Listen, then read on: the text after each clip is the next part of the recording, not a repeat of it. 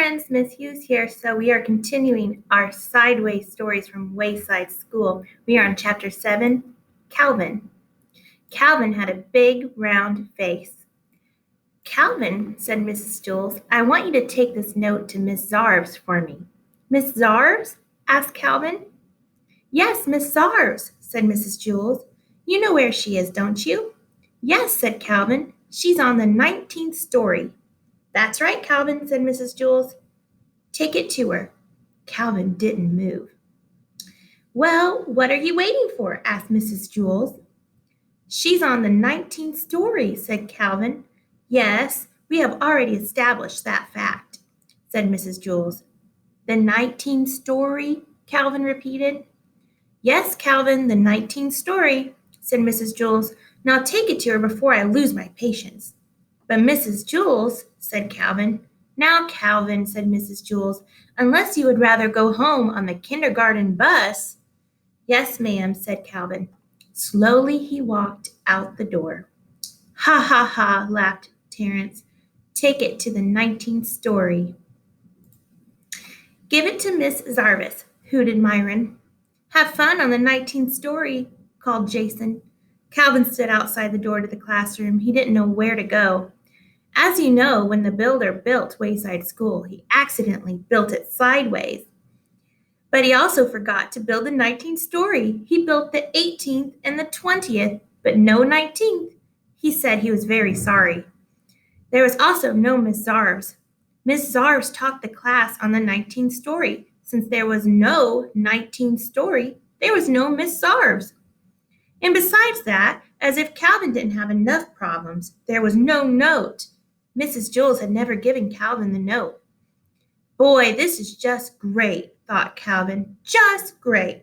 I'm supposed to take a note that I don't have to teach, that I don't have to a teacher who doesn't exist, and who teaches on a story that was never built. He didn't know what to do. He walked down to the 18th story, then back up to the 20th, then back down to the 18th, and back up again to the 20th. There was no 19th story. There never was a 19th story, and there never will be a 19th story.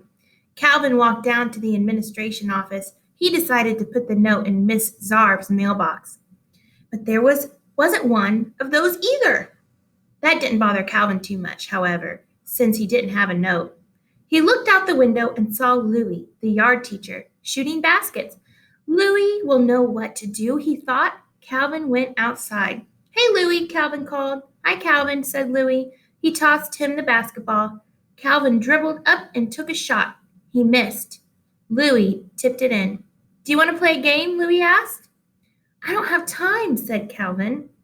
I have to deliver a note to Miss Zarves up on the 19th story. Then what are you doing all the way down here? Louis asked. There is no 19th story, said Calvin. Then where is Miss Zarves? Asked Louis. There is no Miss Zarves, said Calvin. What are you going to do with the note? Asked Louis. There is no note, said Calvin. I understand, said Louis. That's good, said Calvin, because I sure don't. It's very simple, said Louis. You are not supposed to take no notes to no teachers. You already haven't done it. Calvin still didn't understand. I'll just have to tell Mrs. Jules that I couldn't deliver the note, he said. That's good, said Louis. The truth is always best. Besides, I don't think I understand what I said either. Calvin walked back up the 30 flights of stairs to Mrs. Jules' class. Thank you very much, Calvin, said Mrs. Jules. Calvin said, but Mrs. Jules interrupted him. That was a very important note, and I'm glad I was able to count on you. Yes, but you see, said Calvin. You delivered the note to Miss Zarves on the 19th story, asked Jason. How did you do it? What do you mean, how did he do it? Asked Mrs. Jules. He gave Mrs. Zarves a note. Some people, Jason, are responsible. But you see, Mrs. Jules, said Calvin. The note was very important, said Mrs. Jules. I told Miss Zarves not to meet me for lunch. Don't worry, said Calvin. She won't. Good, said Mrs. Jules. I have a coffee can full of Tootsie Roll Pops on my desk. You may help yourself to one for being such a good messenger." "Thanks," said Calvin. "But really, it was nothing." All right, so here are some questions. Why did Calvin hesitate to take the note to Miss Zars? Next question. What does the note say? And the last question. What do you find most funny about this chapter? So I hope you're thinking about these questions as we're reading along through this story. I know I quite enjoy them. So, signing off.